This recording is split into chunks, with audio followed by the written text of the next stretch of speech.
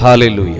ദൈവനാമത്തിന് മഹത്വം ഉണ്ടാകട്ടെ. വീണ്ടും ഒരിക്കൽ കൂടെ നമുക്ക് ഒരുമിച്ച് ദൈവവചനം ചിന്തിക്കാൻ, ദൈവവചനം പഠിക്കാൻ, കർത്താവിങ്കിൽ നിന്ന് സ്വീകരിക്കാൻ നാഥൻ നൽകിയ നല്ല അവസരത്തിനായി ഞാൻ എൻ്റെ ദൈവത്തെ സ്തുതിക്കുന്നു, സ്തോത്രം ചെയ്യുന്നു. ഈ കൂട്ടായ്മയെ ആഴമായി സ്നേഹിക്കുകയും ഈ കൂട്ടായ്മയ്ക്ക് വേണ്ടി പ്രാർത്ഥിക്കുകയും ഈ സമയം നോക്കി വെച്ച് ഈ മീറ്റിങ്ങുകളിൽ അറ്റൻഡ് ചെയ്യുകയും ദൈവവചനത്തെ ഒത്തിരി സ്നേഹിക്കുകയും ഞങ്ങൾക്കൊക്കെ വേണ്ടി പ്രാർത്ഥിക്കുകയും ഒക്കെ ചെയ്യുന്ന എല്ലാ ദൈവമക്കൾക്കും വേഗം വരുന്ന യേശുക്രിസ്തുവിൻ നാമത്തിൽ എൻ്റെ സ്നേഹവന്ദനം ഞാൻ അറിയിക്കുന്നു. രാവിലെയും വൈകുന്നേരവും നടക്കുന്ന മീറ്റിങ്ങിൽ ആഴമേറിയ സ്പർശനങ്ങൾ അരുമനാഥൻ ഈ ദിവസങ്ങളിൽ നൽകിക്കൊണ്ടിരിക്കുന്നു. വ്യക്തമായും ദൈവം വ്യക്തികളോട് സംസാരിക്കുന്നു. എനിക്കൊത്തിരി സന്തോഷമുണ്ട് നിങ്ങൾ ഇത്രയും സ്നേഹത്തോടെ ദൈവത്തെ സ്നേഹിക്കുന്നതിൽ. എനിക്ക് ദൈവത്തെ സ്നേഹിക്കുന്നവരെ എനിക്ക് ഭയങ്കര ഇഷ്ടമാണ്. എനിക്ക് ദൈവത്തിന് വേണ്ടി നിൽക്കുന്നവരെ എനിക്ക് ഭയങ്കര ഇഷ്ടമാണ്. ഈ പ്രശ്നങ്ങളും പ്രതിസന്ധികളും ജീവിതത്തിൽ വർദ്ധിക്കുന്നതിനനുസരിച്ച് ദൈവത്തോട് കൂടുതൽ ചേരുന്നവരെ എനിക്കൊരു പ്രത്യേക ബഹുമാനവും വിലയും ഒക്കെയാണ്. അക്കൂട്ടത്തിലുള്ളവരാണ് നിങ്ങൾ ഓരോരുത്തരും. ഇന്നും എല്ലാം തികഞ്ഞ ആരും ഇതിനകത്തില്ല. ഒരു പ്രശ്നവും ഇല്ലാത്ത ആരുമില്ല. ഒരു പ്രാർത്ഥനാ വിഷയങ്ങളില്ലാത്തവരില്ല. ദുഃഖം ഇല്ലാത്തവരില്ല. ഇതൊക്കെ ഉള്ളപ്പോഴും ദൈവം എനിക്ക് വേണ്ടി കരുതിക്കൊള്ളും, സംസാരിക്കും, പ്രവർത്തിക്കും എന്നൊക്കെ നിങ്ങൾക്ക് വിശ്വസിക്കാൻ തന്നെ കഴിയുന്നത് പരിശുദ്ധാത്മാവ് നിങ്ങളിൽ വസിക്കുന്നത് കൊണ്ടാണ്. നിങ്ങളൊരു പക്ഷേ അന്യഭാഷ പറയുന്നില്ലായിരിക്കാം, എങ്കിലും ഞാൻ പറയുന്നു, നിങ്ങളിൽ എൻ്റെ യേശുവുണ്ട്, എൻ്റെ കർത്താവിൻ്റെ ആത്മാവ് നിങ്ങളിലുണ്ട്. ഇന്ന് ആ ദൈവവചന കേൾവിയിലേക്കാണ് നാം ഒരുമിച്ച് പ്രവേശിക്കാനായി പോകുന്നത്. രാവിലെയും വൈകിട്ട് നടക്കുന്ന ഈ മീറ്റിങ്ങിൽ നിങ്ങൾക്ക് സ്ഥിരമായി തുടർമാനമായി സംബന്ധിക്കാനുള്ള അവസരമുണ്ട്. രാവിലെ 6:30-ക്കും വൈകിട്ട് 6:30-ക്കും എല്ലാ ദിവസവും ലൈവ് മീറ്റിംഗ് നടക്കുന്നു.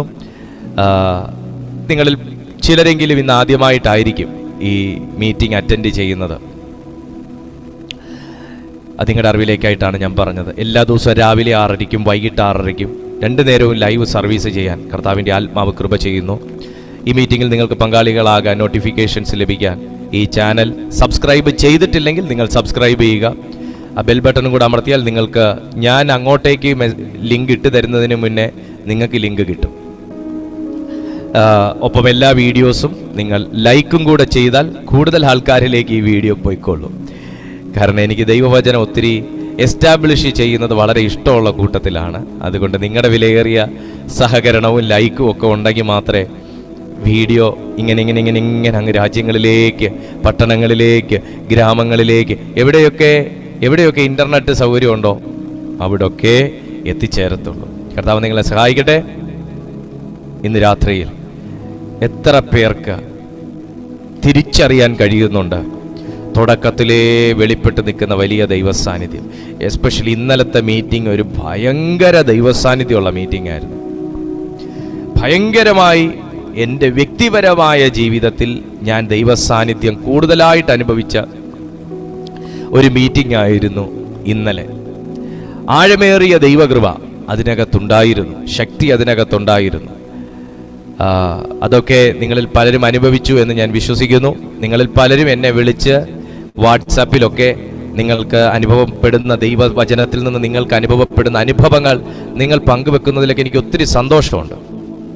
കർത്താവ് ഇനിയും നിങ്ങളോട് സംസാരിക്കട്ടെ എന്ന് ഞാൻ ആഗ്രഹിക്കുന്നു. യൂട്യൂബിലും സൂമിലും ഞങ്ങളെ കാണുന്ന എല്ലാ ദൈവമക്കൾക്കും ഞാൻ നന്ദി പറയുന്നു. സുഗത ആൻറ്റിക്കായി സ്തോത്രം. George uncle, Bindu sister, Annamma aunty, Mridula sister, Sumini Thomas sister,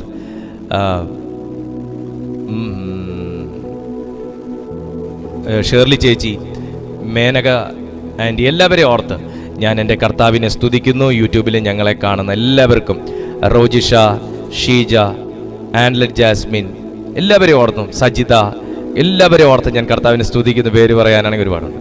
അതുകൊണ്ട് എല്ലാവർക്കും ഒരിക്കൽ കൂടെ ഞാൻ നമ്മുടെ ഈ ലൈവ് മീറ്റിങ്ങിലേക്ക് ഹാർദവമായ സ്വാഗതം ചൊല്ലുന്നു. കർത്താവ് നിങ്ങളെ സഹായിക്കട്ടെ, ശക്തീകരിക്കട്ടെ. നമുക്ക് ദൈവമേൽപ്പിച്ച തിരുവെഴുത്തിലേക്ക് ഇത് രാത്രി ഞാൻ പ്രവേശിക്കുന്നു. പത്രോസ് എഴുതിയ 1-ാമത്തെ ലേഖനം, അതിൻ്റെ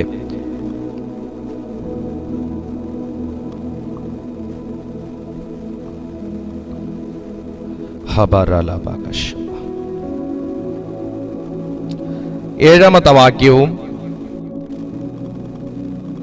7-ാമത്തെ വാക്യം മുതൽ 12-ാമത്തെ വാക്യം വരെ ഞാൻ വായിക്കുന്നു. തിരുവെഴുത്തുള്ളവരെല്ലാം വചനം ബൈബിൾ തുറക്കുക. അഴിഞ്ഞു പോകുന്നതും തീയിൽ ശോധന കഴിക്കുന്നതുമായ പൊന്നിനേക്കാൾ നിങ്ങളുടെ വിശ്വാസത്തിൻ്റെ പരിശോധന വിലയേറിയത് എന്ന് യേശുക്രിസ്തുവിൻ്റെ പ്രത്യക്ഷതയിൽ പുകഴ്ചയ്ക്കും തേജസ്സിനും മാനത്തിനുമായി കാണുവാൻ അങ്ങനെ ഇടവരും. അവനെ നിങ്ങൾ കണ്ടിട്ടില്ലെങ്കിലും സ്നേഹിക്കുന്നു. ഇപ്പോൾ കാണാതെ വിശ്വസിച്ചും കൊണ്ട് നിങ്ങളുടെ വിശ്വാസത്തിൻ്റെ അന്തമായ ആത്മരക്ഷ പ്രാപിക്കുകയും പറഞ്ഞു തീരാത്തതും മഹിമയുള്ളതുമായ സന്തോഷത്തോടെ ആനന്ദിക്കുകയും ചെയ്യുന്നു. നിങ്ങൾക്ക് വരുവാനിരിക്കുന്ന കൃപയെക്കുറിച്ച് പ്രവചിച്ച പ്രവാചകന്മാർ ഈ രക്ഷയെ ആരാഞ്ഞന്വേഷിച്ചിരുന്നു. അവരിലുള്ള ക്രിസ്തുവിൻ ആത്മാവ് ക്രിസ്തുവിന് വരേണ്ട കഷ്ടങ്ങളെയും പിൻവരുന്ന മഹിമയെയും മുമ്പിൽ കൂട്ടി സാക്ഷീകരിച്ചപ്പോൾ സൂചിപ്പിച്ച സമയം ഏതോ എങ്ങനെയുള്ളതോ എന്ന് പ്രവാചകന്മാർ ആരാഞ്ഞു നോക്കി. തങ്ങൾക്കായിട്ടല്ല, നിങ്ങൾക്കായിട്ടത്രേ തങ്ങൾ ആ ശുശ്രൂഷ ചെയ്യുന്നു എന്ന് അവർക്ക് വെളിപ്പെട്ടു. സ്വർഗത്തിൽ നിന്ന് അയച്ച പരിശുദ്ധാത്മാവിനാൽ നിങ്ങളോട് സുവിശേഷം അറിയിച്ചവർ അതിപ്പോൾ നിങ്ങളെ ഗ്രഹിപ്പിച്ചിരിക്കുന്നു. അതിലേക്ക് ദൈവദൂതന്മാരും കുനിഞ്ഞു നോക്കുവാൻ ആഗ്രഹിക്കുന്നു.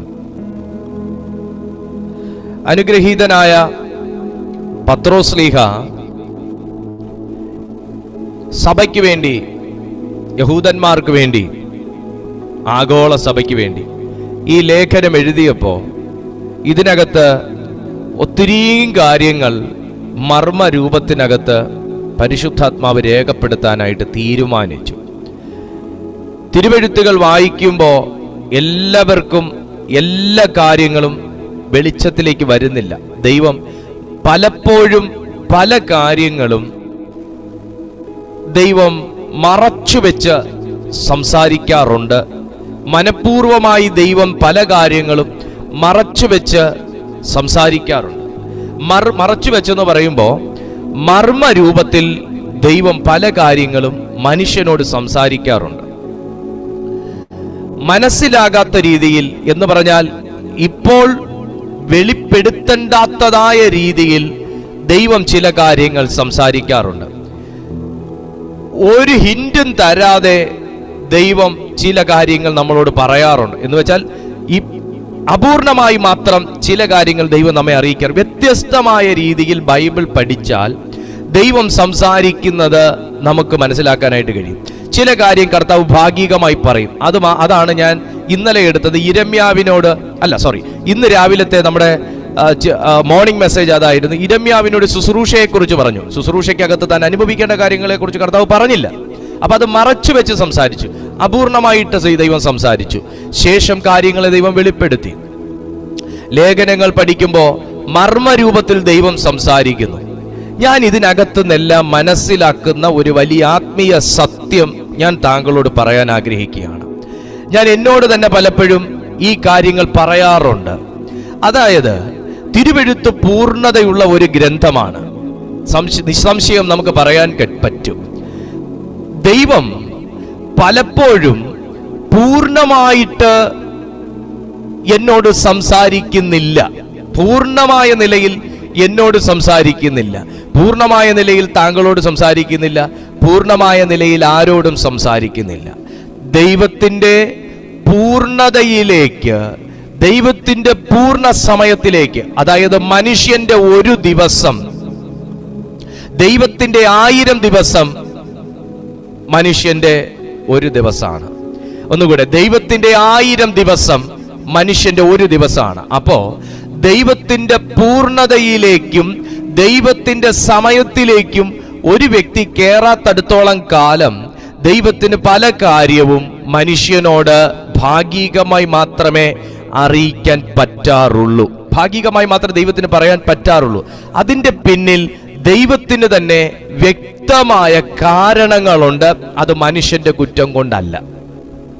പൂർണ്ണമായ ഒരു കാര്യം ദൈവം മനുഷ്യനെ അറിയിക്കാത്തതിന്റെ പിന്നിൽ ഒരുപാട് പരിമിതികൾ മനുഷ്യനിൽ തന്നെ നിൽക്കുന്നത് കൊണ്ട്, എന്നാൽ മനുഷ്യന്റെ പൂർണ്ണമായ കുറവ് കൊണ്ടും കുറ്റം കൊണ്ടും അല്ലാത്തത് കൊണ്ട് ദൈവം പലതും അറിയിക്കുന്നില്ല. ഞാൻ ഇന്ന് നിങ്ങളോട് പറയണമെന്ന് പറഞ്ഞ കാര്യം ഇതാണ്. അതുകൊണ്ട് തന്നെ ഒരിക്കലും എനിക്ക് എൻ്റെ വിധി അങ്ങനെ ആയിരിക്കും, എന്റെ ജീവിതം ഇങ്ങനെ ആയിരിക്കും, ഇപ്പൊ പോകുന്ന ഈ അവസ്ഥ ഇങ്ങനെ പോകൂ, ഇതിന്റെ അവസാനം ഇന്നതായിരിക്കും, ഈ രീതിയിലായിരിക്കും ഇതിന്റെ റിസൾട്ട് എന്നൊന്നും ഞാൻ ബൈബിൾ പഠിച്ചെടുത്തോളം പറയാൻ എനിക്ക് കഴിയത്തില്ല. കാരണം ദൈവം അറിയിച്ചതിനേക്കാളേറെ ഇനിയും കർത്താവിന് അറിയിക്കാനുണ്ട്. ദൈവം പറഞ്ഞതിനേക്കാളേറെ ദൈവത്തിന് ഇനിയും സഭയോട് പറയാനുണ്ട്. ദൈവം കാണിച്ചതിനേക്കാളേറെ ദൈവത്തിന് ഇനിയും കാണിക്കാനുണ്ട്. ദൈവം തൊട്ടതിനേക്കാളേറെ ഇനിയും ദൈവത്തിന് തൊടാനുണ്ട്. ദൈവം ചെയ്തതിനേക്കാളേറെ ഇനിയും ചെയ്യാനുണ്ട്. തിരുവെഴുത്തുകൾക്കകത്ത് ദൈവദൂതന്മാർ പോലും മനുഷ്യരുടെ ഇടയിലേക്ക് ആത്മലോകത്തു നിന്ന് കുനിഞ്ഞു നോക്കിക്കൊണ്ടിരുന്നപ്പോൾ പ്രവാചകന്മാർ പറഞ്ഞ കാര്യങ്ങളുടെ റിസൾട്ട് പോലും ദൈവദൂതന്മാർക്ക് പോലും പൂർണ്ണ അളവിൽ മനസ്സിലാക്കി കിട്ടിയിട്ടില്ല. അതിന്റെ അർത്ഥം മനുഷ്യർക്ക് വെളിപ്പെടാത്തതുമുണ്ട്, ദൂതന്മാർക്ക് വെളിപ്പെട്ട് കിട്ടിയിട്ടില്ലാത്തതുമുണ്ട്. ദൂതന്മാർക്ക് മറഞ്ഞിരിക്കുന്നതും മനുഷ്യർക്ക് മറഞ്ഞിരിക്കുന്നതും ദൈവത്തിന് മറവല്ലാതിരിക്കുന്നതുമായ കാര്യങ്ങൾ ഈ ഭൂമിയിൽ ഒരു മനുഷ്യൻ അറിയാൻ ഉണ്ട് എന്നാണ് ഞാൻ പറഞ്ഞു വന്നതിന്റെ അർത്ഥവും. അങ്ങനെ ഇരിക്കുന്നിടത്തോളം കാലം എനിക്ക് എന്റെ ഫ്യൂച്ചറിനെ കുറിച്ച് വല്ലാതെ അങ്ങ് വിധിക്കാൻ പറ്റത്തില്ല. എനിക്ക് എന്റെ ലൈഫിനെ കുറിച്ച് വല്ലാതെ അങ്ങ് വിധിക്കാൻ പറ്റത്തില്ല. ഇപ്പോഴത്തെ ഓരോ ഇൻസിഡന്റും ആക്സിഡന്റലായ സംഭവങ്ങളെയും ചൊല്ലി വല്ലാതെ അങ്ങ് എനിക്ക് എന്റെ ജീവിതത്തെ അങ്ങ് എഴുതിത്തള്ളാൻ പറ്റത്തില്ല. നീ എഴുതി തള്ളിയെടുത്തു നിന്ന് ദൈവം പുതിയത് നിനക്ക് വേണ്ടി എഴുതി ചേർക്കുമെന്ന് പരിശുദ്ധാത്മാവ് ചിലരോട് ഇന്ന് പ്രഭാതത്തിൽ ഈ സായാഹ്ന സമയം ദൈവാത്മാവ് ആലോചന പറയുകയാണ്. നീ എഴുതി തള്ളപ്പെട്ടെടുത്ത് നിന്ന് സ്വർഗം നിനക്ക് വേണ്ടി പുതിയ ചിലത് എഴുതി ചേർക്കും. കാരണം തിരുവെഴുത്തിനകത്ത് നീ വായിച്ചിട്ടുള്ളതിനേക്കാൾ നീ ആത്മാവിലാകുന്ന സമയം ദൈവത്തിന് നിന്നോട് പലതും അറിയിക്കാൻ കഴിയും. തിരുവെഴുത്തിനകത്തുള്ളതും മർമ്മരൂപത്തിൽ ഇരിക്കുന്നതും ഇതുവരെ നമ്മുടെ ഒന്നും ശ്രദ്ധയിൽപ്പെട്ടിട്ടില്ലാത്തതുമായ ചില കാര്യങ്ങളെ നീ ആത്മാവിലാകുന്ന സമയം ദൈവത്തിന് നിന്നോട് അറിയിക്കാൻ കഴിയും. ചുരുക്കി പറഞ്ഞാൽ സഹോദര സഹോദരി, മാതാപിതാക്കളെ, ദൈവം നമ്മോട് പറഞ്ഞു തീർന്നിട്ടില്ല, ദൈവം നമ്മോട് അറിയിച്ചു തീർന്നിട്ടില്ല. ഇരമ്യാവ് പ്രവചനം കേട്ടപ്പോഴും കർത്താവിന് ഏറ്റവും ഇസഡ് പറയാനുള്ളത് പറഞ്ഞു തീർന്നു എന്ന് പ്രവാചകൻ ഒരുപക്ഷെ തെളിവില്ല, ഒരുപക്ഷെ കരുതിയിട്ടുണ്ടായിരിക്കും. പക്ഷെ ജീവിതത്തിലേക്ക്, ആത്മീയ മേഖലയിലേക്ക് താൻ സഞ്ചരിച്ചു തുടങ്ങിയപ്പോഴാണ് മനസ്സിലായത്, ഞാൻ കേട്ടതിനേക്കാളേറെ കേൾക്കാൻ ഇനിയുണ്ട്, അറിഞ്ഞതിനേക്കാളേറെ അറിയാൻ ഇനിയുണ്ട്, മനസ്സിലാക്കിയതിനേക്കാളേറെ മനസ്സിലാക്കാൻ ഇനിയുമുണ്ട് എന്നുള്ളൊരു വലിയ ആത്മീയ സത്യം ഇന്ന് രാത്രിയിലും ഞാൻ ആത്മനിറവിൽ ചിലരെ നോക്കി വിളിച്ചു പറയുകയാണ്. നിന്റെ ജീവിതം പലരും എഴുതി തള്ളിക്കാണും, നിന്റെ ജാതകം പലരും എഴുതി തീർന്നു കാണും. പക്ഷെ ഞാൻ ആത്മനിറവിൽ പറയുന്നു സുഹൃത്തെ, ജാതകവിധി തിരുത്തുന്ന ഒരു ദൈവത്തെ എനിക്കറിയാം.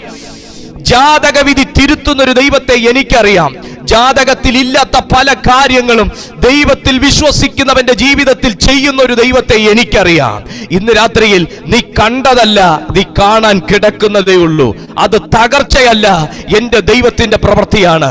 ചില മറുപടികൾ വൈകിയെങ്കിൽ, ചില ആലോചനകൾ വൈകിയെങ്കിൽ, ചില വാഗ്ദത്തങ്ങൾ വൈകിയെങ്കിൽ, നീ കണ്ടതിനേക്കാൾ അപ്പുറം കാണാൻ ഇന്ന് രാത്രി നിന്റെ വിശ്വാസ കണ്ണ് തുറക്കട്ടെ. അഴിഞ്ഞു പോകുന്നതും തീയിലിട്ടാൽ എത്ര പേർക്ക് ഈ ദൂത് തിരിഞ്ഞു കിട്ടുന്നുണ്ട്? ആത്മാവ് ശക്തമായി എന്നോട് പറയാൻ പറയുന്നത് കൊണ്ടാ. അഴിഞ്ഞു പോകുന്നതും തീയിൽ ശോധന കഴിക്കുന്നതുമായ പൊന്നിനേക്കാൾ ഹല്ലേലൂയ, പൊന്നിനേക്കാൾ നിന്റെ വിശ്വാസത്തിന് ദൈവത്തിന്റെ കേൾക്കാത്ത ശബ്ദങ്ങളെ കൊണ്ടുവരാൻ കഴിയും സുഹൃത്തെ, കഴിയും മിത്രമേ. അഴിഞ്ഞു പോകുന്ന പൊന്നിനേക്കാൾ, തീയിൽ ശോധന കഴിച്ച് ശുദ്ധി വരുത്തിയ പൊന്നിനേക്കാൾ നിന്റെ വിശ്വാസത്തിന്, നിന്റെ വിശ്വാസത്തിന് ഒരു പ്രത്യേകതയുണ്ട്. എന്താണെന്നറിയാവോ? പൊന്നിനും പ്രത്യേകതയുണ്ട്, വിശ്വാസത്തിനും പ്രത്യേകതയുണ്ട്. എന്താണെന്നറിയാവോ? പൊന്നിന് ഗ്രാമിന് ഇത്രയെന്ന് പറയാൻ പറ്റും, വിശ്വാസത്തിന് വിലയിടാൻ പറ്റത്തില്ല. പൊന്നിന്റെ വിലയ്ക്ക് നിയന്ത്രണങ്ങൾ ഒരുപക്ഷെ RBIക്കോ ഗവൺമെന്റിനോ ഇടപെട്ട് പൊന്നിന്റെ വിലയ്ക്ക് നിയന്ത്രണം കൊണ്ടുവരാം. ഇത്രേ പറ്റൂ. കാരണം ഒത്തിരി വിലയായി പോയാൽ ആരും വാങ്ങൂല, തീരെ വില കുറഞ്ഞു പോയാൽ ആരും ഇൻവെസ്റ്റ് ചെയ്യൂല, രാജ്യത്തിന്റെ സമ്പദ്ഘടന തന്നെ ബാധിക്കും. അത് പൊന്നിന്റെ സ്വഭാവം. അപ്പൊ പൊന്നിന് ഒരുപാടൊന്നും കൊണ്ട് കയറ്റാൻ പറ്റൂല. അവസാനം വീണ്ടും വില കുറയേണ്ടി വരും. കാരണം ഡിമാൻഡ് കുറയും, പ്രൈസ് ഹൈക്ക് ചെയ്യുന്ന അനുസരിച്ച് ഡിമാൻഡ് കുറയും. ഈ പൊന്നിന്റെ ഡിമാൻഡ് അനുസരിച്ച് വില കയറുന്നേ. അപ്പൊ പൊന്നിന്റെ പ്രത്യേകത എന്ന് വെച്ചാൽ വില ഗ്രാമിന് ഇത്രയെന്ന് പറയാം, പവന് ഇത്രയെന്ന് പറയാം. പക്ഷെ വിശ്വാസത്തിന് വില ഇടാൻ പറ്റൂല. ഇനി വിശ്വാസത്തിന്റെ വേറൊരു പ്രത്യേകത, പൊന്നിന് എത്ര വേണോ വില കയറ്റിക്കൊണ്ട് പോകാൻ പറ്റത്തില്ല. എനിക്ക് അതിനെക്കുറിച്ച് ഒരുപാടൊന്നും പറയാൻ അറിയത്തില്ല. പൊന്നിന് ഒത്തിരി ഒന്നും വില അങ്ങനെ എന്നാലും കയറും, ഒത്തിരി അങ്ങോട്ട് കയറുമൊന്നുമില്ല. പവൻ 1 ലക്ഷം എന്ന് പറയുമോ എന്തോ എനിക്ക് അറിഞ്ഞുകൂടാ, നാളത്തെ കാര്യത്തെക്കുറിച്ച് എനിക്ക് അറിഞ്ഞുകൂടാ. പക്ഷെ വിശ്വാസത്തിന് അങ്ങനല്ല. വിശ്വാസത്തിന്റെ കാര്യം അങ്ങനെയല്ല. വിശ്വാസത്തിന് നിനക്ക് എത്ര വേണോ വീര്യം കൂട്ടാം, എത്ര വേണോ വീര്യം കുറയ്ക്കാം, എത്ര വേണോ നിനക്ക് വിശ്വസിക്കാം. ആരും നിന്നെ തടയത്തില്ല. നിന്റെ വിശ്വാസത്തെ തടയുന്നുണ്ടെങ്കിൽ അത് ഈ രാജ്യത്തിന്റെ ഗവൺമെന്റ് അല്ല, ഈ രാജ്യത്തെ നിയന്ത്രിക്കുന്ന അദൃശ്യമണ്ഡലത്തിന്റെ ഗവൺമെന്റ് ആണ് നിന്റെ വിശ്വാസത്തെ തടയുന്നത്. ഒരിക്കലും പ്രത്യക്ഷ മണ്ഡലത്തിൽ നിന്ന് ആരും താങ്കളുടെ വിശ്വാസത്തെയും വിശ്വാസത്തിന്റെ വീര്യത്തെയും ബാധിക്കത്തില്ല. എന്നാൽ അദൃശ്യമണ്ഡലത്തിൽ നിങ്ങളുടെ വിശ്വാസം കയറിപ്പോകുന്നു. ഇവൻ ഇങ്ങനെ വിശ്വസിച്ചാൽ, ഇവൻ ഇങ്ങനെ ദൈവത്തിൽ ആശ്രയിച്ചാൽ, ഇവൻ ഇങ്ങനെ പ്രാർത്ഥിച്ചാൽ, ഇവൻ ഇങ്ങനെ ഉപവസിച്ചാൽ എന്നുള്ള നിലയിൽ താങ്കളെ തടയാൻ സാധ്യതയുണ്ട്. എന്നാൽ ഇന്ന് ദൈവാത്മാവ് പറയുന്നു, ആദ്യം നിങ്ങൾക്ക് വൈകി മറുപടികൾ വരുന്നതിനെ തടയാൻ, നിങ്ങളുടെ വിശ്വാസത്തെ തടയുന്നതിനെ നീ തകർക്കണം. ഇന്ന് നിങ്ങൾക്ക് എന്നോട് പറയാൻ കഴിയും, പാസ്റ്റർ എന്റെ വിശ്വാസം കുറഞ്ഞു പോകുന്നതിന് എനിക്ക് വ്യക്തിപരവുമായ കാരണങ്ങളുണ്ട്. സത്യമാണ്, അത് തന്നെയാണ് ഞാനും പറഞ്ഞത്. ദൃശ്യമണ്ഡലത്തിൽ നിന്നൊരു വ്യക്തിയല്ല താങ്കളുടെ വിശ്വാസം തകർക്കുന്നത്. അദൃശ്യമണ്ഡലത്തിൽ നിന്ന് നിങ്ങളെ ഇടപെടുന്ന ഒരു സൈന്യമാണ് നിങ്ങളുടെ വിശ്വാസം തകർക്കുന്നത്. അതേ അദൃശ്യമണ്ഡലത്തിൽ തന്നെ പ്രവർത്തിക്കുന്ന മറ്റൊരു ഗവൺമെന്റ് ഉണ്ടെന്നും കൂടെയാണ് ഇന്ന് രാത്രി ഞാൻ നിങ്ങളോട് പറഞ്ഞു വെക്കാനായിട്ട് ആഗ്രഹിക്കുന്നത്. അഴിഞ്ഞു പോകുന്നതും തീയിൽ ഇട്ട് കളയുന്നതിനേക്കാൾ, തീയിൽ ശോധന കഴിക്കുന്നതുമായ പൊന്നിനേക്കാൾ നിങ്ങളുടെ വിശ്വാസത്തിന്റെ പരിശോധന വിലയേറിയത് എന്ന് തിരുവെഴുത്തിൽ പറയുമ്പോൾ 10-ാമത്തെ അധ്യായം മുതൽ നിങ്ങളൊന്ന് നോക്കിയേ. നിങ്ങൾക്ക് വരുവാനിരിക്കുന്ന കൃപയെക്കുറിച്ച് പ്രവചിച്ച പ്രവാചകന്മാർ ഈ രക്ഷയെ ആരാഞ്ഞ് അന്വേഷിച്ചിരുന്നു. അതായത് പ്രവാചകന്മാരുടെ മശിഹ പ്രത്യാശയെക്കുറിച്ച് പ്രവാചകന്മാർ തന്നെ ആരാഞ്ഞറിഞ്ഞിരുന്നു. ഭാഗികമായി മാത്രം, അംശമായി മാത്രം യേശുക്രിസ്തുവിനെ കുറിച്ചും യേശുക്രിസ്തുവിന്റെ പ്രത്യക്ഷതയെക്കുറിച്ചും ലോകാവസാനത്തെക്കുറിച്ചും തേജസ്കരണത്തെക്കുറിച്ചൊക്കെ ദൈവാത്മാവ് പറയുന്നു. പക്ഷെ പൂർണ്ണമല്ല. പ്രവാചകന്റെ കാര്യമാണ് ഞാൻ ഈ പറയുന്നത്.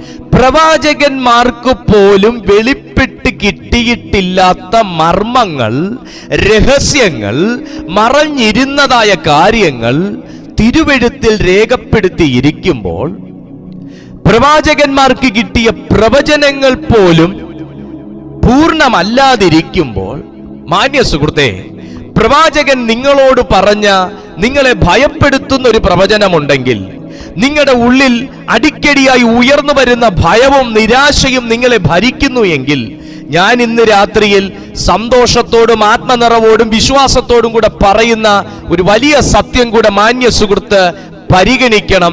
അതെന്തെന്നാൽ, നിങ്ങളുടെ ചിന്തയ്ക്ക് അപ്പുറമായി ചിന്തിക്കുന്നതും നിങ്ങളുടെ ബുദ്ധിക്ക് അപ്രമേയമായ നിലയിൽ പ്രവർത്തിക്കുന്നതും നിങ്ങളുടെ ആലോചനയെ കവച്ചുവെക്കുന്ന നിലയിൽ പദ്ധതികൾ ഉരുവാക്കുന്നതുമായ ഒരു സർവശക്തനായ ദൈവത്തെ വിശ്വാസത്താൽ നീ ഇന്ന് രാത്രിയിൽ തിരിച്ചറിയുന്നു എങ്കിൽ, അവൻ നിന്റെ ജീവിതത്തിൽ പ്രവാചകന്മാർക്ക് മറഞ്ഞിരുന്നത് പോലെ മറഞ്ഞിരിക്കുന്ന പല മർമ്മങ്ങളെയും നിന്റെ ജീവിതത്തിൽ വെളിപ്പെടുത്തിക്കൊണ്ടുവരും.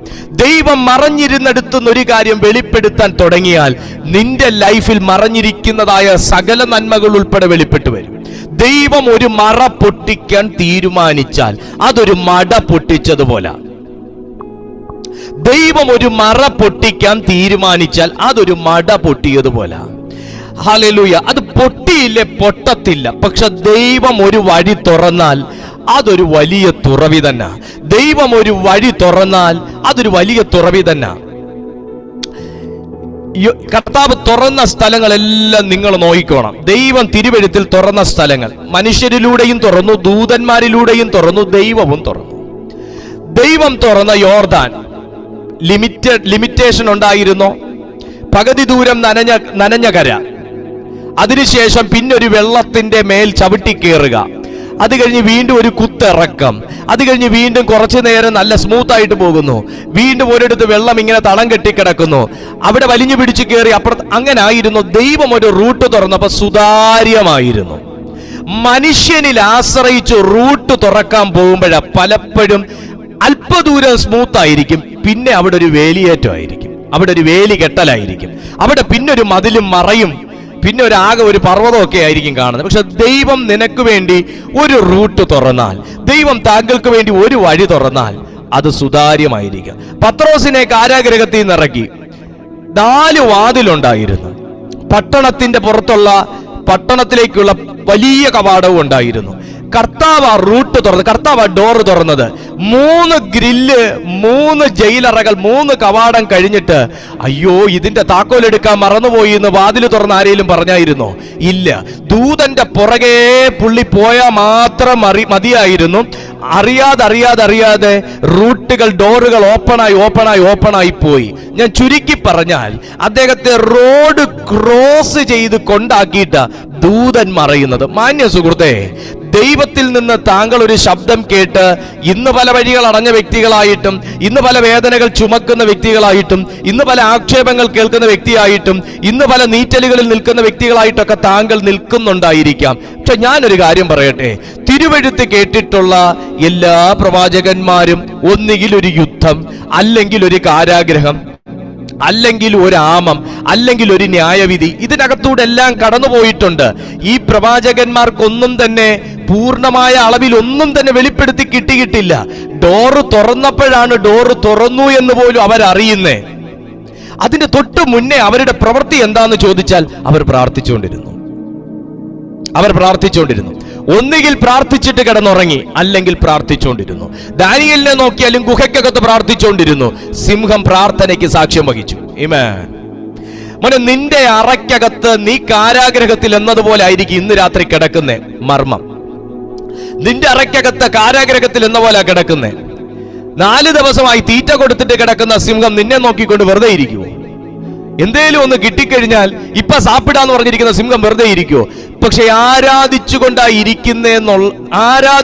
ആ വീടിനകത്ത് ഇരിക്കുന്ന ഒരു വ്യക്തിയാണെന്ന് ആരാധിച്ചുകൊണ്ടാണ് താങ്കൾ വീട്ടിനകത്ത് ഇരിക്കുന്നതെങ്കിൽ താങ്കളുടെ പല്ലിന്റെ അത്രയും ചെറുതല്ല സിംഹത്തിന്റെ പല്ല്, താങ്കളുടെ നാവിന്റെ അത്രയും ചെറുതല്ല സിംഹത്തിന്റെ നാവ്, താങ്കളുടെ വായുടെ അത്രയും ചെറുതല്ല സിംഹത്തിന്റെ വായ, താങ്കളുടെ രോമത്തിന്റെ അത്രയും സൈസ് അല്ല സിംഹത്തിന്റെ രോമം, താങ്കളുടെ രൂപവും ഭാവവും ആകൃതി ഒന്നും അല്ല സിംഹത്തിന്റെ.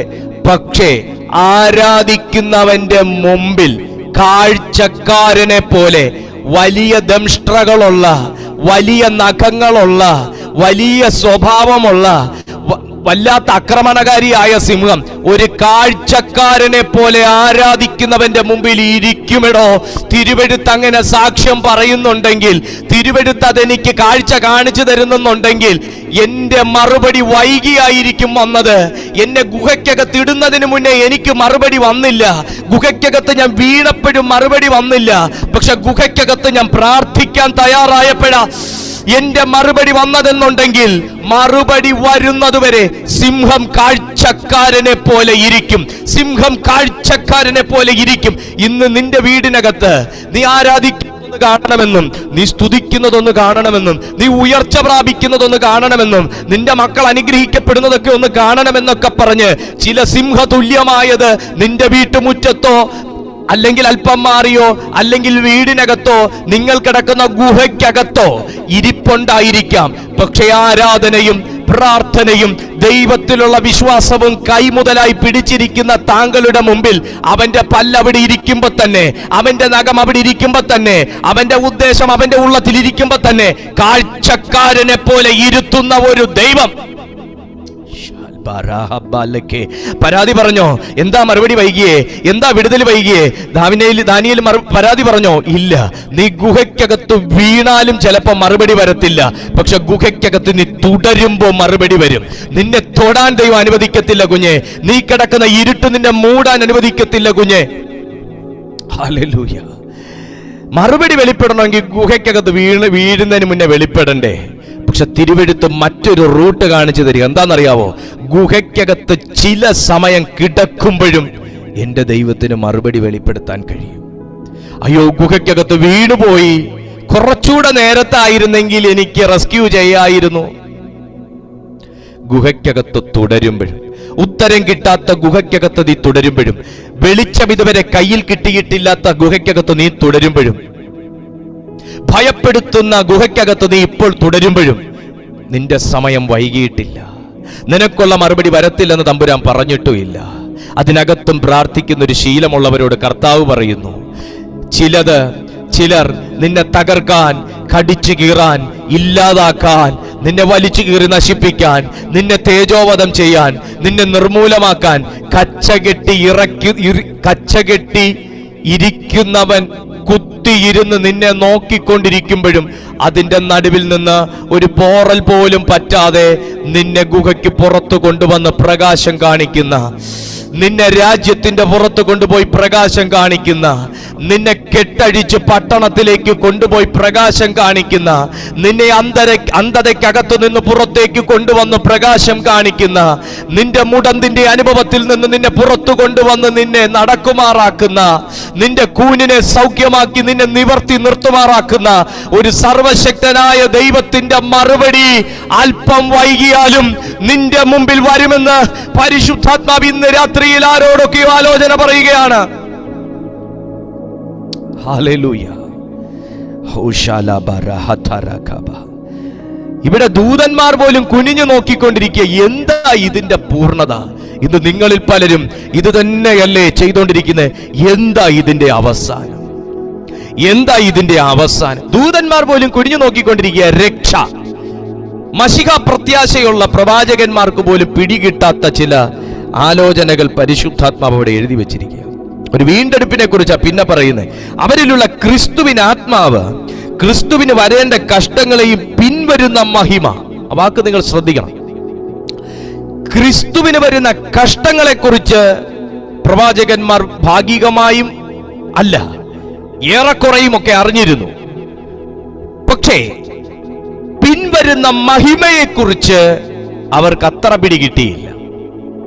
സഹോദര, നാം ഓരോരുത്തരും ഏറെക്കുറെയൊക്കെ ഇങ്ങനെ തന്നെയാണ്. കഷ്ടതകളെ കുറിച്ച് പറയാനും അറിയാനും ഓർക്കാനും നമ്മൾ ഡോക്ടറേറ്റ് എടുത്തവരാണ്. തെറ്റൊന്നുമല്ല. നമുക്ക് അറിയാവുന്ന കാര്യമല്ലേ അറിയുള്ളൂ, നമ്മുടെ അനുഭവങ്ങളല്ലേ അറിയുള്ളൂ. തെറ്റൊന്നുമല്ല. പക്ഷെ ക്രിസ്തുവിന് വരുന്ന കഷ്ടതയെക്കുറിച്ച് ഏറിയ പ്രവചനങ്ങൾ പ്രവാചകന്മാർ ഗ്രഹിച്ചപ്പോ പിൻവരുന്ന മഹിമയെക്കുറിച്ച് വളരെ അല്പം മാത്രമാണ് അവർക്ക് മനസ്സിലാക്കാൻ കഴിഞ്ഞത്. എന്നാൽ അറിഞ്ഞതിന്റെ സമയം എങ്ങനെയോ ഏതോ എന്നുള്ളതിനെ കുറിച്ചായിരുന്നു അവരുടെ കൺഫ്യൂഷൻ.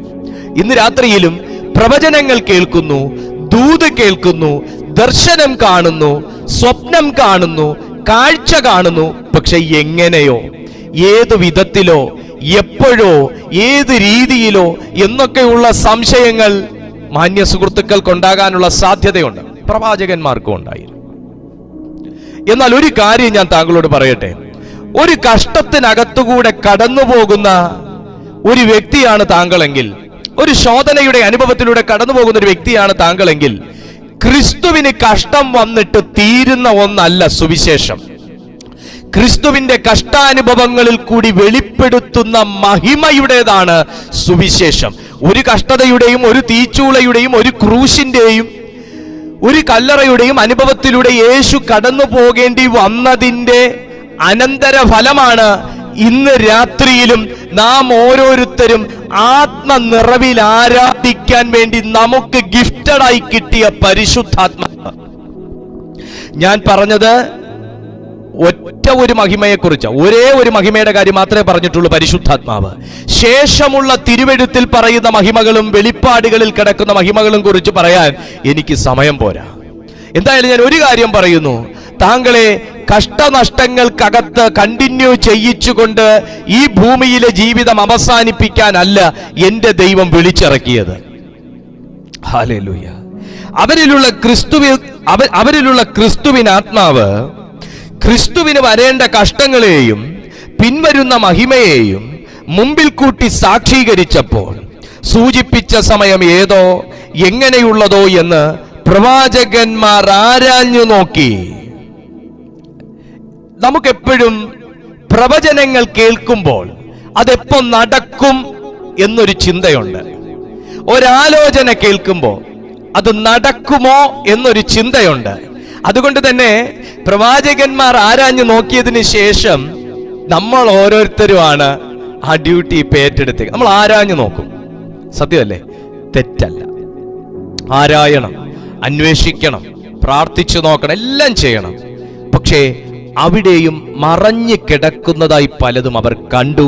എങ്കിലും ഒരു കാര്യം അവരുടെ അന്വേഷണത്തിൽ ദൈവം പറഞ്ഞു, പ്രവാചകന്മാരെ, ഞാനിത് നിങ്ങൾക്കായിട്ട് കാണിക്കുന്നതല്ല, ഇത് വരുവാനിരിക്കുന്ന തലമുറയ്ക്ക് വേണ്ടി, ക്രിസ്തുവിൽ വിശ്വസിക്കാനിരിക്കുന്നവർക്ക് വേണ്ടി, ക്രിസ്തുവിനെ വിശ്വസിക്കുന്നവർക്ക് വേണ്ടി, ക്രിസ്തുവിനെ സ്നേഹിക്കുന്നവർക്ക് വേണ്ടി, ക്രിസ്തു അനുഭവിച്ചതുപോലെ കഷ്ടതയിൽ കൂടെ കടന്നു പോകുന്നവർക്ക് വേണ്ടി, ക്രൂശിന്റെ അനുഭവങ്ങളിലൂടെ കടന്നു പോകുന്നവർക്ക് വേണ്ടി, പീഡാസഹനങ്ങളിൽ കൂടെ കടന്നു പോകുന്നവർക്ക് വേണ്ടി, അശരണർക്ക് വേണ്ടി, ആലംബഹീനർക്ക് വേണ്ടി, കഷ്ടപ്പെടുന്നവർക്ക് വേണ്ടി, അധ്വാനിക്കുന്നവർക്ക് വേണ്ടി, ഭാരം ചുമക്കുന്നവർക്ക് വേണ്ടി, ഈ ലോകത്തിൽ ഒരു പ്രത്യാശയും പ്രതീക്ഷയും ഇല്ലാത്തവർക്ക് വേണ്ടി ഞാൻ ഇത് നിങ്ങൾക്ക് വെളിപ്പെടുത്തി തരുന്നു. ഇത് നീ എഴുതി വെക്കുക, ഇത് നീ എഴുതി വെക്കുക. വായിക്കുന്നവൻ തിരിച്ചറിയട്ടെ, ക്രിസ്തുവിന്റെ ക്രൂശീകരണത്തോടുകൂടെ എന്റെ ജീവിതത്തിൽ എനിക്ക് സ്വന്തമായും സ്വായത്തമായും അവകാശമായും കിട്ടിയ ആ സത്യത്തെക്കുറിച്ച് ഞാൻ തിരിച്ചറിയട്ടെ. എന്താണ് ആ സത്യം? ക്രൂശിൽ കൂടെ കടന്നു പോകുന്നവന്റെ ജീവിതത്തിൽ ഒരു ഉയർത്തെഴുന്നേൽപ്പുണ്ട്. ക്രൂശിന്റെ അനുഭവത്തിലൂടെ കടന്നു പോകുന്നവർക്ക് വേണ്ടി ഒരു ജീവനുണ്ട്. ക്രൂശിന്റെ അനുഭവത്തിൽ കൂടെ കടന്നു പോകുന്നവർക്ക് വേണ്ടി ഒരു നിത്യതയുണ്ട്. ക്രൂശീകരണത്തിന്റെ അനുഭവത്തിൽ കൂടെ കടന്നു പോകുന്നവർക്ക് വേണ്ടി ഒരു ഉയർപ്പുണ്ട്. അവർക്കൊരു നിത്യതയുണ്ട്. ഹല്ലേലൂയ. താഴേക്ക് വായിക്കുമ്പോൾ മറുപടികൾ മറഞ്ഞു കിടന്നതും വൈകി വന്നതുമായ ചില സംഭവങ്ങളെ കുറിച്ച് നമുക്കൊന്ന് ഓടിച്ചു നോക്കാം. ഈ മറുപടി പൂർണ്ണമായിട്ടല്ല പ്രവാചകന്മാർക്ക് കിട്ടിയത്. ഒറ്റ വാക്കേ പറയുന്നുള്ളൂ, ദൈവത്തിന്റെ ആത്മാവ്, ഞാനിത് നിങ്ങൾക്ക് വേണ്ടിയിട്ടല്ല, വരാനിരിക്കുന്ന തലമുറയ്ക്ക് വേണ്ടി, അതായത് ഞാനും നിങ്ങളും അടങ്ങുന്ന ഓരോരുത്തർക്ക് വേണ്ടിയിട്ടുമാണ് പരിശുദ്ധാത്മാവ് പത്രോസിലൂടെ ഈ ലേഖനം എഴുതി വച്ചിരിക്കുന്നത്. നിങ്ങൾ ഇന്ന് തിരയുന്നില്ലേ, ആരാഞ്ഞു നോക്കുന്നില്ലേ, പല കാര്യത്തിന്റെയും മറുപടിയും അവസാനവും എന്തായി തീരുമെന്നും ഏതായി തീരുമെന്നും.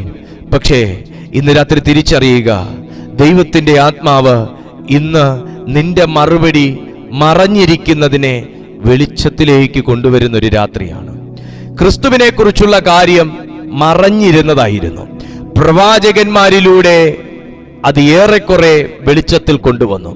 ക്രിസ്തുവിലൂടെ അത് പൂർണ്ണമായി വെളിയിൽ കൊണ്ടുവന്നു. Got it? പ്രവാചകന്മാരിലൂടെ ഏറെക്കുറെയൊക്കെ ക്രിസ്തുവിനെ കുറിച്ചുള്ള കാര്യങ്ങൾ പുറത്തു കൊണ്ടുവന്നു. ക്രിസ്തുവിലൂടെ ആ മർമ്മമായിരുന്നതെല്ലാം പൂർണ്ണമായിട്ട് പുറത്തു കൊണ്ടുവന്നു. അങ്ങനെയെങ്കിൽ ഇന്ന് ഞാനും നിങ്ങളും നിൽക്കുന്നത് പ്രവാചകന്മാരുടെ ആത്മാവിലല്ല, ക്രിസ്തുവിന്റെ ആത്മാവിലാണെന്നിരിക്കെ ഞാനും നിങ്ങളും നമ്മുടെ ജഡത്തിന്റെ ചിന്തയിലോ ബുദ്ധിയുടെ ചിന്തയിലോ നമ്മുടെ മനുഷ്യബുദ്ധിയിലോ പറഞ്ഞതല്ല നമ്മുടെ ജീവിതം. അതിനപ്പുറമായ ഒരു ജീവിതം പരിശുദ്ധാത്മാവ് നമുക്ക് വേണ്ടി കാഴ്ചവെക്കുകയാണ്.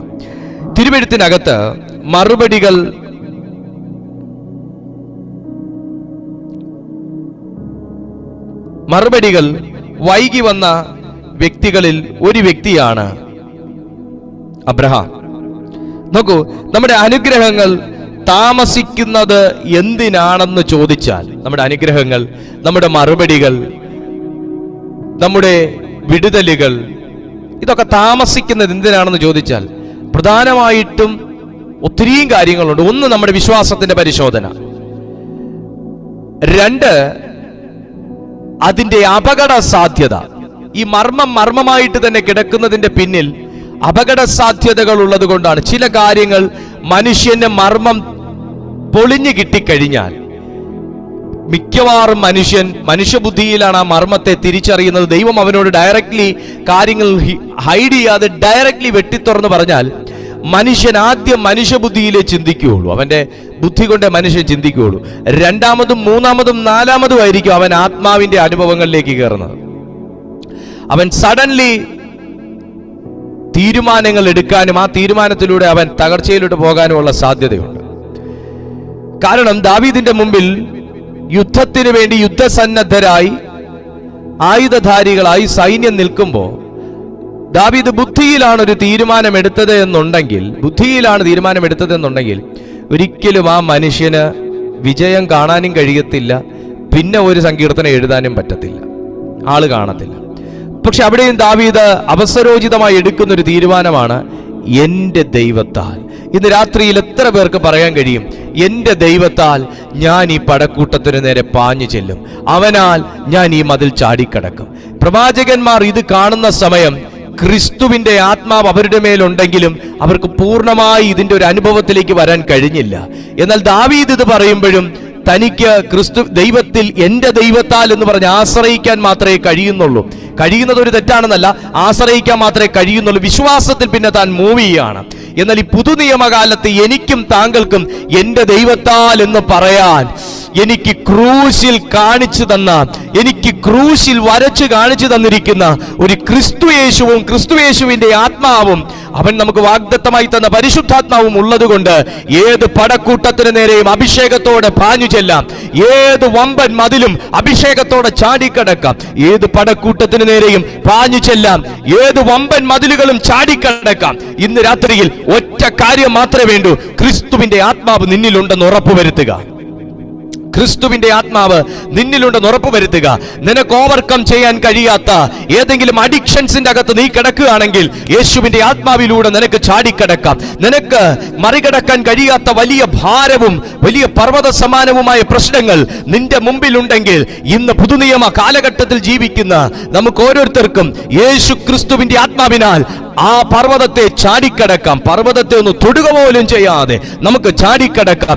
ഇന്ന് നിങ്ങൾക്ക് ക്രോസ് ഓവർ ചെയ്യാൻ കഴിയാത്ത ചില റിവറുകൾ ഉണ്ടെങ്കിൽ ഇന്ന് രാത്രിയിൽ യേശു ക്രിസ്തുവിന്റെ ആത്മാവിലൂടെ നിങ്ങൾക്ക് ചാടിക്കടക്കാം. നിനക്ക് ഭയം മറികടക്കാൻ കഴിയുന്നില്ലെങ്കിൽ യേശു ക്രിസ്തുവിന്റെ ആത്മാവിലൂടെ നിനക്ക് മറികടക്കാം. നിനക്ക് അഡിക്ഷൻസ്, നിങ്ങൾക്ക് പാപ സ്വഭാവങ്ങൾ, നിങ്ങൾക്ക് അവിശ്വാസം, നിങ്ങൾക്ക് ദ്വന്ദ്വപക്ഷം, ഭിന്നത, അസൂയ, വെറിക്കൂത്ത്, ജാരശങ്ക നിങ്ങൾക്ക് ക്രോസ് ഓവർ ചെയ്യാൻ കഴിയുന്നില്ലെങ്കിൽ, മറികടക്കാൻ കഴിയുന്നില്ലെങ്കിൽ, മുറിച്ചു മാറ്റാൻ കഴിയുന്നില്ലെങ്കിൽ, അപ്പുറത്തേക്ക് പോകാൻ കഴിയുന്നില്ലെങ്കിൽ, തടസ്സത്തെ നിങ്ങൾക്ക് മറികടക്കാൻ കഴിയുന്നില്ലെങ്കിൽ, പോരാട്ടത്തെ മറികടക്കാൻ കഴിയുന്നില്ലെങ്കിൽ ഇന്ന് രാത്രി യേശുവിന്റെ ആത്മാവിനാൽ അതിനെ മറികടക്കാൻ ദൈവത്തിന്റെ പരിശുദ്ധാത്മാവ് താങ്കളെ സഹായിക്കും. ഇന്ന് വിശ്വസിക്കുന്നുവെങ്കിൽ ആ ക്രിസ്തുവിന്റെ ആത്മാവ് നിന്നെ അതിന് സഹായിക്കും.